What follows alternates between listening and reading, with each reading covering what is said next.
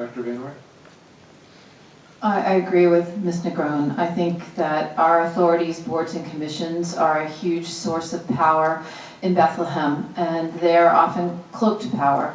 While I thank Mr. Tallarico for his very many years of service to the city, I do think that there should be room on these authorities, boards, and commissions for people who are more citizen advocate oriented or perhaps represent a different geographic part of the city that hasn't been represented. And I would like to request that the mayor consider appointing people who have expressed interest on these boards and may represent a different point of view, especially coming from city council, who is given the job of approval of these.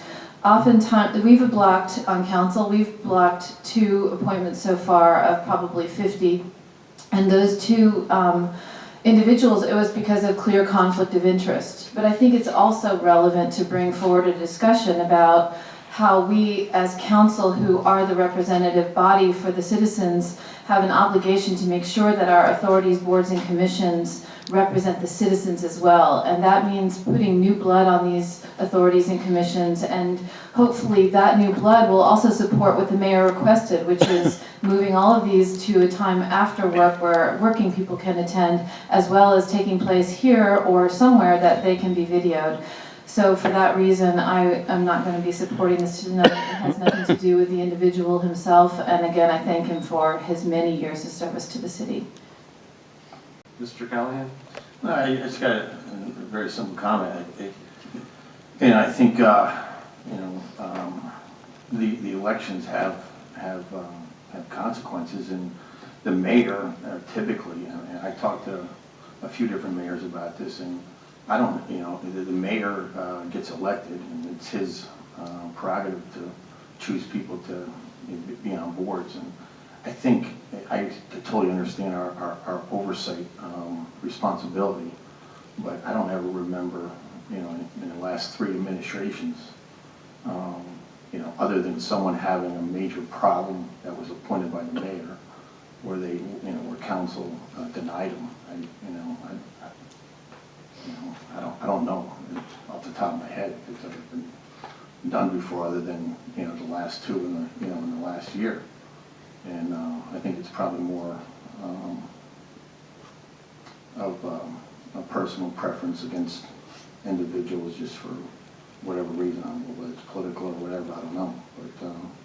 But generally when the mayor appoints someone, other than a major issue, a major problem with that candidate, they're usually approved.